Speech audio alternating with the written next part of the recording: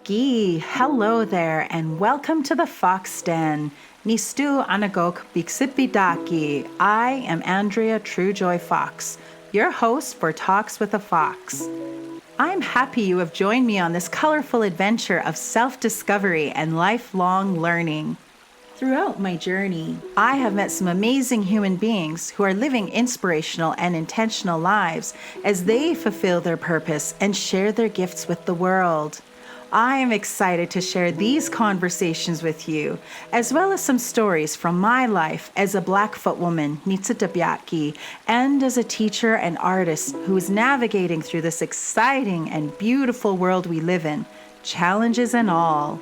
So grab a tea or coffee and get ready to feel inspired as you reflect on your own exciting journey and your connection to the world. We are in this together, and there is so much for us to learn and share.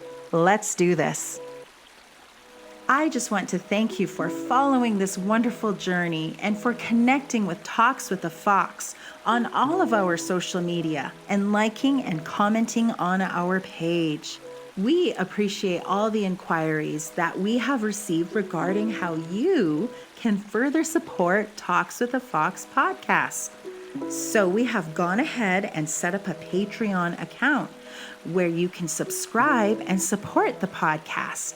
Feel free to go to patreon.com/Talks with a Fox podcast. There's also a link to the Patreon page on our Buzzsprout page where you can donate the amount of your choosing. It means so much to me that you are on this journey with us. Okay, Idamik. Hello, everybody. I am Andrea Truejoy Fox, Biksipidaki, your host for Talks with a Fox podcast. And this morning, I have the joy of speaking to a lovely Blackfoot woman from Piikani and Agana, which is also my tribe. Her name is Macyn Morning Bull, and she has an incredible lineup of amazing accomplishments that she has already achieved in her life so far, and she's just getting started. There's so much to talk about with her today, and we're going to hear about her journey through education, leadership, and sports, hockey and basketball. So before I give too much away, I want to give Macyn a warm welcome. Hello, Oki Macyn. How are you? Good. Thank you for having me this morning. I've been pretty good, just, trying to get into a routine with like school being all online and stuff, but I've been pretty good. How are you? Wow, I can only imagine how things are going with this whole life of COVID that we're all still learning to adapt to. And you're in university, so I imagine things are looking a lot different for you than they did maybe last year. I'm doing great. The sun is shining. It's a beautiful fall day. I just love the fall, by the way. I love the colors and how everything changes. I embrace change. I've learned to embrace change the older I get. Yeah, exactly. Like when I go for my drives to like practice or wherever workout or just for a drive, I'm like driving. I'm like, it's so pretty. Like I love how it's like yellow, orange, red. So I love fall too. Yes. Speaking of, you had a workout this morning. How was that? It was good. I went a little earlier so I can come here and do the podcast, and then after I can get some homework done before practice. It was good. It was just a quick little, workout, get a good sweat in.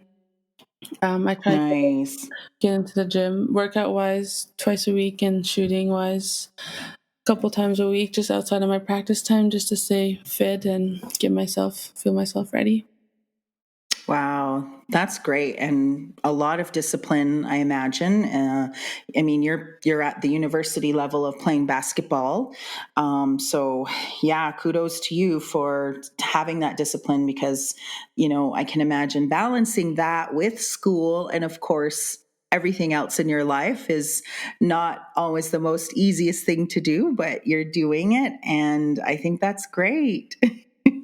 Yeah, like it's definitely been an adjustment for myself moving from, college to university, just with the workload. So, really getting on a routine has really helped me, like not sleeping in, waking up, getting a workout really helps me wake up. So then I am able to, do some homework before class, go to practice, hang out, whatever I do, and then after practice, and then, do some homework. So being on a routine really helps being disciplined with your time management and just keeping a flow and on top of things. Yes. And time management is definitely a really important skill to have for anybody and everyone, I would say. And again, being a university student and then doing your sports, and that's great. Speaking of, you have started your journey, I would say, at a very early age, which is very admirable, your journey in leadership. As I learned more about you, I can see that you were receiving leadership recognition, an award from your peers. I mean, sorry, you exemplified leadership among your peers in grade 9. Like, when you think about it, grade 9 students are usually 14, 15 years old. And that's actually a grade that one of the grades that I've taught. And oh my gosh, grade 9, what a wild bunch, what a wild age, because you're new into adolescence and you're starting to figure yourself out and everything that comes with that. And here you are being a responsible adolescent and tuning into your leadership skills. What started that for you, I guess? I think like at a younger age, I was really open up to trying new things, and I still am. Um, and just like I was always really a friendly kind of like person. I knew everybody.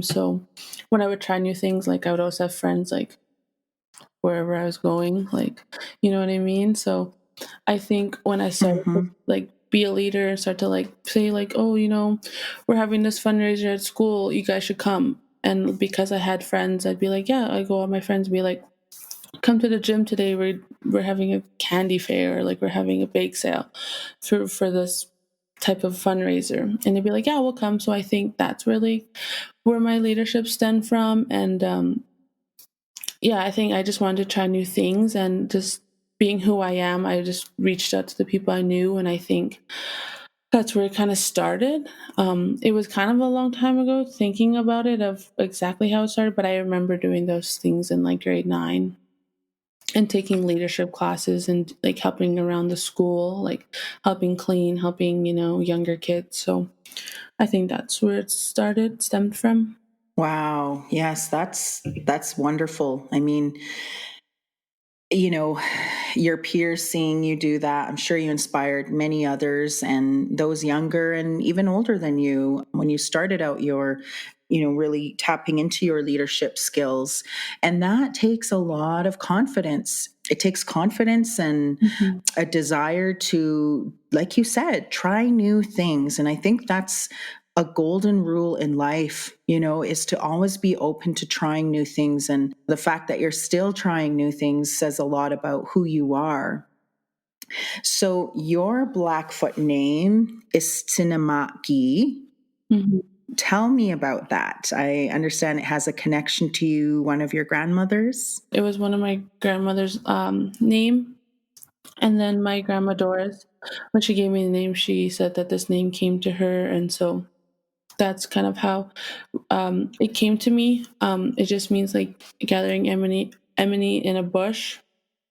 So I'm really glad that I got that name and I can carry it down. And I know there's a lot more that I want to learn about my name and stuff. So that's just a gist that I know. So I'm really glad that, it's coming back to me and then I can relive that in my life and, be proud of who I am. Yes, names are so important. And it's always such a blessing for our youth to have a name, a Blackfoot name, or for any other youth from different Indigenous communities and tribes, is to have those names. I think it brings something to who you are and how you walk into this world. And that connection to your great great grandmother is just incredible to capture the enemy in a wooded area. That's actually a very powerful name. Yeah, it's one of the like older names, so I can see it, yeah. Yes. Oh, yes, definitely. So, Macyn, tell me how you became involved with the Calgary Stampede's Elbow River Camp. Well, my grandma Doris Miniguns, she was a TP owner before she the late Doris Miniguns, I should say, and then it got passed down to my cousin Charity. She's a TP owner now. So just being with them, I would always help them, with the shows that they needed. Like we had, each TP needed a dancer for performances. So if they needed a dancer, I'd go dance for them. I'd go downtown to our morning parades and dance. And then as I got older and I started to ride more, I was in the morning parades, riding downtown in the main parade. Just doing the different performances that were needed, and I would just go where I needed to be just to be helpful. And then as I also got older, I tried to help more, as in doing more for my family, whether they needed help, like setting up the TP, open TP. So just like being helpful around is what I've kind of been doing for the Stampede. Okay, yes. And so what style do you dance for powwow style? I'm a fancy dancer. Awesome. And who taught you how to dance, or where or when? How did you learn to dance? When I was young, my mom, we'd always go to powwows, and I'd always be dancing. As long as I can remember, I think it was just me, watching other dancers, also dancing myself, and always being around, the powwow, going to different powwows and traveling. So I think it was just being around it really helped me learn how to dance and stuff and be within the powwow. So that's where it came from. Yeah. Wow. And you were Miss Junior and Senior Piikani Princess, is that right? Yes, I was. Also, I think that's what also led to like being a leader too, is when I was Miss Piikani Senior and Junior, I was able to I knew I had kind of had like a platform of where like younger girls were going to be watching me, whether I liked it or not. So I think just being a good role model and a good leader with those platforms is really, really helped me along, growing up and stuff. And what would you tell, like if you had a chance to, or maybe you already have when you speak to people, thinking of youth, children and youth, what would you tell maybe a young person who is, let's say, 10 years old, who is pretty much starting out on their journey of, if they're going to think of moving into leadership, what would you tell them? Well, I would just tell them to, just be open up to anything. Don't be shy, just step out of your comfort zone, because when you do that, that's when, great things happen. That's when you meet great people. That's when you make great memories. So just being open to stuff, trying new things. Like, it doesn't just have to be sports. Like, it can be art. It could be anything out there. And just once you find something that you love to do, and passionate about, just keep doing that. So I think as a young age, just being open to stuff, being kind, and just stepping out of your comfort zone. I just like to tell kids that, and that school is important, that school takes you anywhere. Yes, very wise words. Macyn, you're a very wise lady. It says a lot about where you come from and your parents and how you were raised. Speaking of, I really just appreciate how I've been able to connect with you thanks to your mom, your mother, Shauna Morning Bull. Yeah, I'm so grateful she connected us. Shauna and I met around, I would say, 10 years ago or so. I was invited to speak at one of the Community Futures Treaty 7 youth entrepreneur camps. Oh, yeah. And that's where I met her, and I remember who she is and how how amazing that camp was for people in our communities wanting to explore their entrepreneurial skills and goals. So yeah, I'm glad we've connected since then. And just to credit both your parents. So your parents are Shauna Morning Bull and Wade Ben. I think they've done an incredible job of how they've raised you, and I'm sure you're making them very proud. I mean, I look at your long list of achievements. It's amazing. And yeah, it's not surprising because, as a teacher, I'm never surprised at what youth are capable of doing, because youth can do incredible things. It doesn't matter how old you are, you can always accomplish things that you set your mind to. And you are an example of that, like so many other young people. And I think it's amazing. I'm just looking at your amazing list of accomplishments here. You received the 2015 Calgary Aboriginal Youth Achievement Award from Mayor Nenshi. Tell me about that. What is that award based on? He just wanted to recognize youth and what they've done, school-wise, sports-wise, community-wise. I think it was along those lines. It was really cool to get that award. I know there was a lot of youth that get that award. So, and having like a little ceremony at the city hall, and getting to get my award by Nenshi. Yeah, so that's a cool award. And I think now that award has really like grown over the years. So they give it to youth, they give it to adults, just whenever they see something that's like a person has achieved or doing well in the community. I think that's where they want to kind of highlight it. Yes, and those are important. It is important because it's encouraging, and it's also, I would think, a wonderful way for leaders like Mayor Nenshi to connect with our Indigenous communities. Mm-hmm. I mean, how cool is that? You know him and the things that he's accomplished as a leader in politics and leadership as a whole. He's truly an ally to Indigenous people. Yeah, well, congratulations on that. I know I'm 5 years late on that, but really, that's incredible. And I'm sure there was a large list of applicants or candidates for that award, and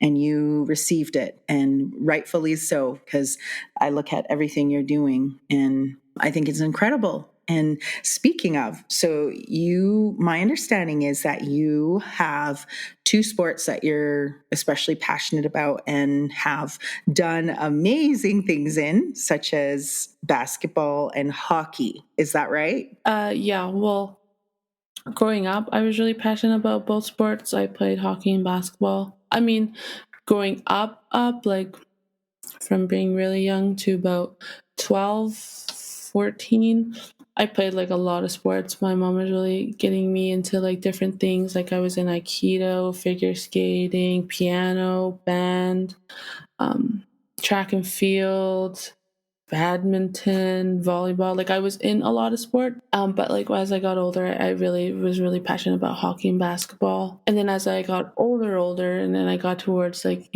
I can play post-secondary basketball. I had more opportunity and I liked it a little more.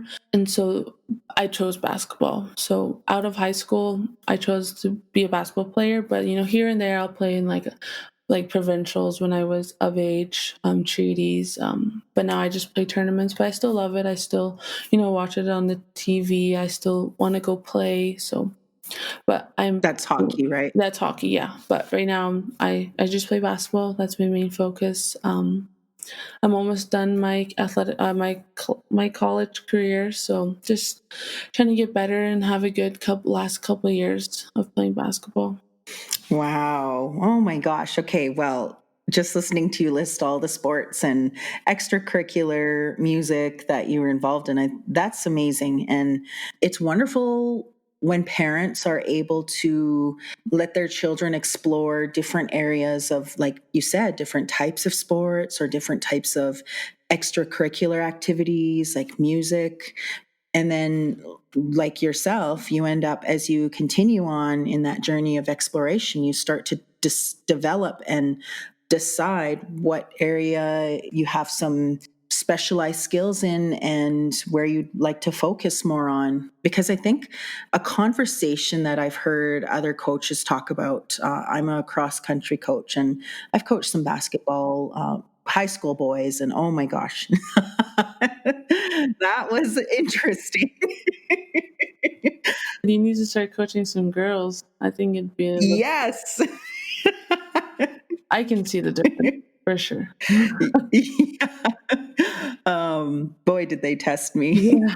But yeah, a lot of coaches have talked about how we're kind of in an era of children and youth just really being one sport focused, and how that doesn't always necessarily benefit them because I'm sure you know this too well, as you play different sports, you move your body differently and you develop skills that, maybe you're not a figure skater anymore, but I'm sure you used those skills even in your hockey.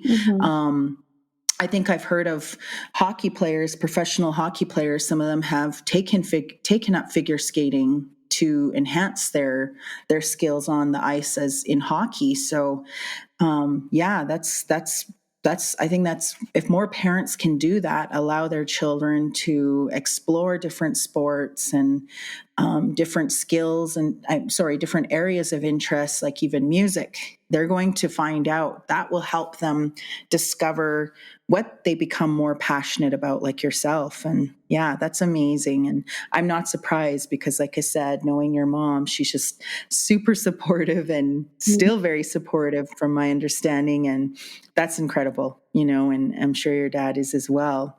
Yeah. Okay, so first of all, I can't skate worth anything. I tried in elementary, but here's the funny thing. So I'm sure maybe you can relate because it's my understanding you're tall too. I beg to differ. Like, the last time I got my height measured, I was just under 6 feet, but I'm going to round up to 6 feet, okay? You got to round up, not down. And Yeah, exactly. yeah, so I'm sure you can relate. You were probably growing too fast for your clothing, too fast for your shoes, and probably were you one of the ones who were always taller than everybody in your class pictures, or, in especially when you get to junior high where you just grow fast? Yeah, I was always tall. And I remember in like elementary, like tallest people stand in the back while I was like sitting because I was too tall and it just looked, I think they made the picture look weird. So I was always sitting in like the front row with like small people. But I mean, I was just a kid. Like, it was picture day. I wear my best outfit. Like, take my picture. Yes. But yeah, I was tall, and then I got to junior high, and I was taller than everybody, even boys and everybody. So yes. that was nice. I think that was like my glory days of being tall. I was like, yeah, I'm the tallest person. And then I got to high school, and then everyone got tall. Yeah, that's true. Well, especially the boys, suddenly they hit a growth spurt, right? Yeah. And then like, especially playing basketball, like I was tall, and then you get to high school, you start playing club, you start playing competitively, and then you're like, yeah, I'm not that tall. Yes. I'm like 6 foot, like I'm wishing I was 6'4", like, but Yes. so Oh. being tall is nice, but it's like sometimes you're like, oh, I wish I was taller. Yes. Oh, I love that. You're rocking your height. And Yeah. yes, my sister was always on my case growing up. She was like, whatever you do, do not slump. Don't be one of those tall girls that are trying to appear shorter and, Yeah. Yeah. So posture. But it's hard because it's like your friends are small, so you're just kind of Yes. chill, trying to like kind of, but you're not meaning to. Because I remember like I'd come home, I'd go to my grandparents, and be like, "Don't slouch," and I'd be like, "Oh, I didn't notice." Yeah. Oh, yes. I had these two friends in high school and in college, and They were twins, identical twins from El Salvador, and Mari and Liliana. And, you know, they were usually, one was usually on the left side of me and the right side. And there we were walking, you know, I'm super tall and they're kind of the opposite. And, you know, it was funny, but I just learned to just embrace my height. As you get older, you just become more comfortable in your skin, really. And yeah, it's like, I'm not going to shrink myself. Yeah, exactly. Okay, so I think I missed out on hockey. This is the story I tell myself so I don't feel so terrible about not being able to skate, considering it's like a national sport in Canada and basically everybody and anyone that I know can skate. Yeah.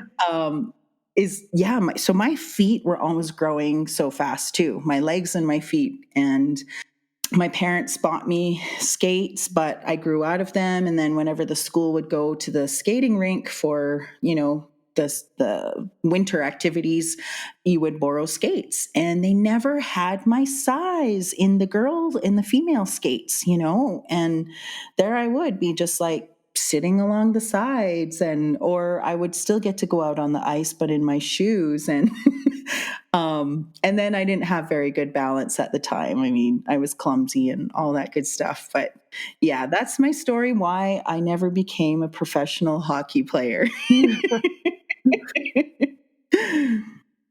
Okay, so you did play for the Calgary girls hockey midget team. And you also mentioned you played for Treaties. And then you've had other teams, you know, seek you out. Looks like you won let's see here. Yeah, you won gold all throughout Alberta Treaty Hockey in 2016, 15, and 14. Yeah, glory days. Yes. I'll insert the crowd cheer right there. Okay. And then, but basketball won you over. Okay. I have to know, who were your b-ball heroes growing up? It's so weird because like I love basketball and I love playing, but I watch hockey more than I watch basketball, and especially Yeah. growing up. But as I got into, kind of when I got into the transition of like playing elite club basketball in high school to coming into college, I really started to watch a lot of like women basketball. Mm. And that's what I like to watch. So I'll either watch like women basketball, women's college, or the WNBA, or I'll watch hockey. So I think over the past couple of years, I've really, really liked to watch like Nafisa Collier. I think I love the way she plays. We play kind of a similar type, so I love watching her. She's probably my favorite player as of right now, and back when I was Nice. younger. I love watching like Candace Parker. Right now, I like watching Asia Wilson. So like, there's just big names that I've really tried to watch. Really trying to like watch what they do in the court, how they are athletes, how they are off the court. So that's kind of who I've been watching lately, and also growing up too. Yes. Wow. I love how you mention not just on the court, but, you know, how are they performing off the court, so to speak, you know, because it's about character too. You know, we can be really skilled and talented and amazing at something like, say, sports. It's also that leadership, what you're doing when you're not doing what you love doing. If they are in a leadership role, or, you know, a role model, if you will. Mm-hmm. Move over NBA, hello WNBA. That's awesome. Yeah, growing up for me, I was in high school, junior high, the end of junior high into high school when the WNBA was formed. And my hero at the time was Lisa Leslie. Yeah. I loved watching her play, and I loved her attitude and her fierceness. And yeah. She's a commentator now, and she's really funny. I like when she commentates. It is. So smart too. So smart. Yes. Oh man. Yeah, she's a leader for sure. Mm-hmm. Okay, so right now, where are you playing and what position do you play? I just recently joined the St. Mary's University women's basketball team. So I'm there right now and I'm going to school there. And I am a forward. Yeah, so I'm a forward. But before that, I spent 2 years at Old College. And when I was playing there, I was kind of like a 3-4-5, if you know those positions. Mm-hmm. Yeah. So I've kind of been like as like a forward, but I can come off the wing. So, but right now, just because of the team and where I'm at, I fit better as a center, as a forward. So that's what I'm going to be playing for the next year or two. Good. Okay, great. St. Mary's University, wonderful. I never knew about them until I was invited to attend a meeting there. And I was like, wow, why didn't I know about this university? What do you enjoy about going to school there? Well, it's a very small school. My high school was bigger, not going to lie. Okay. I just like the community, how small it is. And you really get that one-on-one. And it's also really known for their like education program and their history program. So I mean, I'm just starting there, and I've have classes online, so I haven't really been to the school. I haven't really been there, so I can't say much. But I just like the idea that there was a smaller school, and that I could eventually get my education degree there and play basketball at the same time. The basketball team, we're still in the ACAC, so I've been playing against St. Mary's and I know some of the girls, so so far it's been really good, really welcoming, so I like that. I like I like going to school where there's a community, because that kind of helps you be a better student, is knowing that you have support. Yes. Oh, that's so important. Support and community. Yeah, you touched on you mentioned some very important things that I believe as a teacher attribute to a student's success is sense of Mhm. connection and community and support. That's wonderful. And yes, so many great things can happen I always say in smaller places. Mhm. And there's such a benefit to having smaller classes too, because from a teacher's perspective, yes, it affords you more time to get to know your students and have maybe more one-on-one time. And also from a student perspective, yeah, you don't feel like you're just a number in a huge sea of other students, you Mhm. know. Mhm. I really liked the campus when I went there. I thought, wow, this is a really nice campus. So that's wonderful. So you just started this September, right? Mhm. And because of COVID, I think everybody's pretty much online with post-secondary education. Yeah. It's nice sometimes, but it's also like challenging. You have to adapt for sure. Mm-hmm. I worked from home all summer. It was online. It was connecting. So I was connecting with like different people online and doing my work online, asking for help online. So I think that really helped me to be like, this is what I have to do online. Like I need to be, prepared. I need to, email them. My emails had to be a little bit stronger, and connecting, making sure I knew how to use all the different platforms.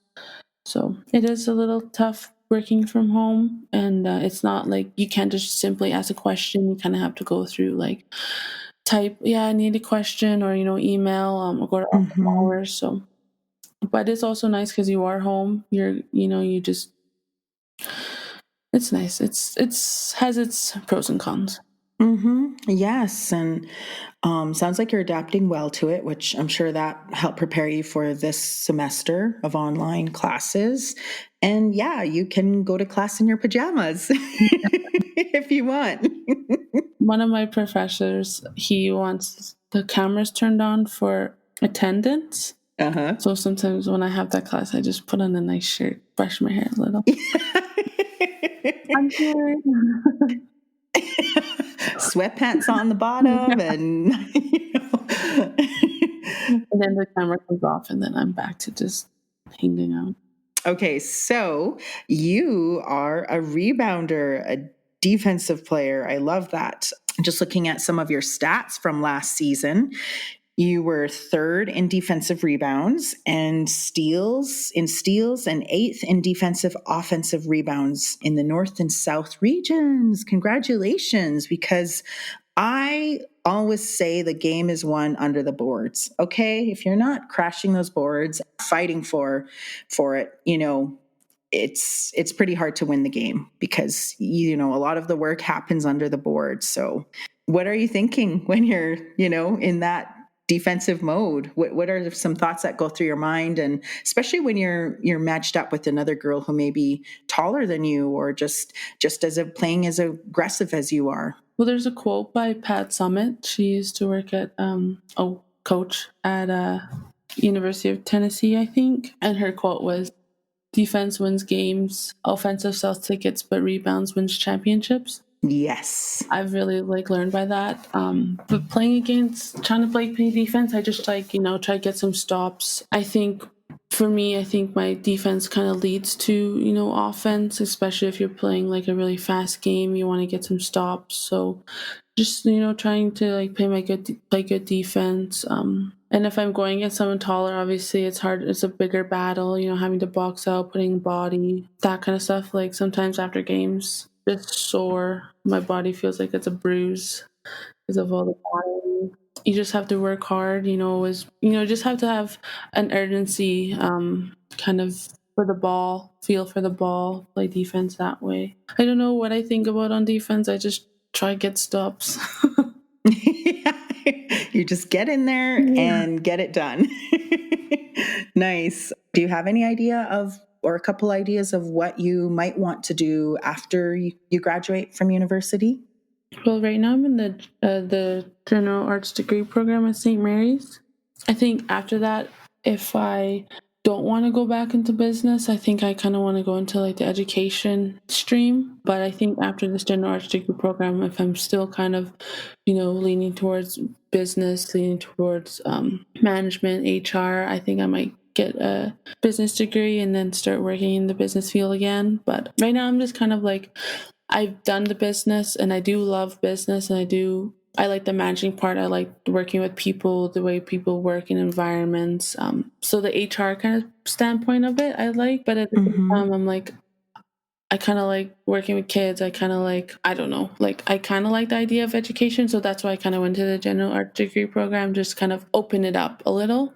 And I think, and it really has opened me up, even just this semester, when I was at college, when I was at SAIT, it was just classes that I needed within my business program. That's all I took. It was just business. But here it's I get a variety of history, social justice, anything, a different kind of history. So it's sociology. So it's really nice to have that around it, where I can kind of pick where I want to go. So I think it's either going to be, it's weird because it's business is so different than education, but I don't know, I like them both, but I think this will really help me kind of see where I want to go. Let's say you go into education and then you become a principal at some point down the road, or you get designated a leadership role as a teacher in, the school that you're working in.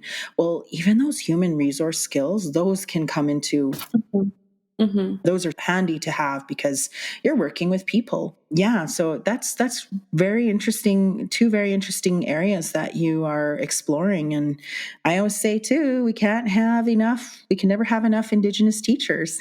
Yeah. Either way, Macyn, I know that you're going to continue to do some amazing things, whether you do go into teaching or education or continue on the business journey. Thank you. Education is the new buffalo. So my hats go off to you for continuing to take charge of your learning journey and your leadership journey. And there are many other young people that I know are looking to you for that mentorship and leadership, because we need to continue to see each other succeed. I think that's so important. So I'm really proud of you, I want to say, Macyn, and I know you're making your community really proud, and of course your family and your coaches too. It sounds like you've had some really supportive coaches in your sports career. Yeah, I've had a really good support system. I think it might come up, and I'm really thankful for all of them. They've always supported me. They've always been there. They've always talked to me. So I'm really glad of the support system I have, whether it's, like you said, my mom, my grandparents especially, coaches, friends. So yeah, having a support system is really nice. That's good to hear. Okay, so we are now at the time where we do the final four. Okay, so the final four is where I ask the guests four questions. And, usually when we do our back and forth and I let you know kind of the areas that I'd love to talk to you about before we do the recordings, you kind of have an idea. Whereas with the final four, we just get to have fun and I get to ask you basically anything. And you just have to be ready for what I ask you. Are you ready for that? Yeah. Okay, awesome. First question of the final four. If you weren't playing basketball, what would you be doing instead? If I weren't playing basketball, I'd probably be playing hockey. Yeah, I'd probably just be, going to school. I don't think I would have gone the route of school I would have, but I definitely would have been in school and playing hockey. Okay, that's no surprise really, actually. Okay, yes, hockey or basketball. All right. Okay, next question, number 2 of the final four. Who is one of your biggest inspirations in life? Like, personally, I think it's going to be like my mom or my grandpa. They've really worked hard in their life for their family and what they do in their career.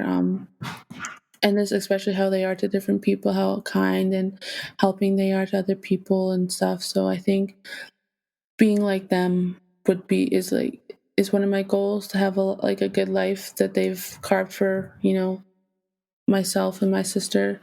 So they're big inspirations for myself, and I really enjoy having them in my life, and I'm so thankful for them. Beautiful. And how wonderful, because I know they're going to get a chance to check out this podcast. I know your mom will be probably one of the first people to download it when it's released. Yeah. So I think that's wonderful, a wonderful way to honor her. And of course, your grandfather, and wow, beautiful. Okay, so I have to know, what is one of your favorite meals, all-time favorite meals? A poutine, I think, is my all-time go-to. Is a poutine for sure. Nice. Yeah, I really like the hockey rink poutines. Those are good. Home time. Okay. We went to Quebec, actually. They were like, you have to try the poutine here. It's the best poutine ever. I was like eating, and I was like, I've had way better back home. I was just about to ask you, who makes the best poutine? And well, there's something about hockey fries, hockey rink fries. Exactly. So, yeah. Nice. Okay, Quebec listeners, you have to step up that poutine. Oh, okay. Please finish this sentence for your fourth question of the final four. Leadership is... It's important, I think. I think it's important to have leadership, because leadership isn't something that's like, you're appointed. Leadership is something that you've done, that that you've done right, and that people are going to follow. And people are going to follow you because you are doing things right. You are, whatever you're doing, you're doing it right. You're doing all the steps to get to the point of being a good leader, and that's what people see and they want to follow you. So I think leadership is important. Like, for example, on my basketball team, being a good leader, I have to get into the gym. I have to, make my body right. I have to eat right. I have to be good in the classroom. And I want like my rookies, I want the first years to look up to me and be like, this is the person that I need to be. I need to be in the gym just like her. I need to follow that. I need to. So I think leadership is important. I think, because leaderships aren't just like, you're not just hired as a leader. A leader is someone you're grown into, you're molded into, and I think that's so important. I think a leader is important.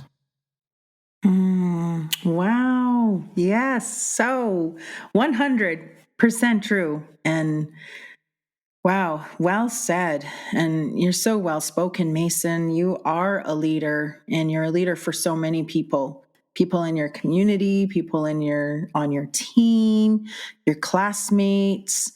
That's incredible. And I just love seeing our Indigenous women, because I'm an Indigenous woman. And so speaking to our women, I just love hearing and seeing how we are growing into and stepping into our leadership and owning it. And yes, setting those examples. And what a wonderful example you are, like you said, for those up and coming rookie basketball players who are watching you, and the others who are the seasoned players, if you will, who have that experience.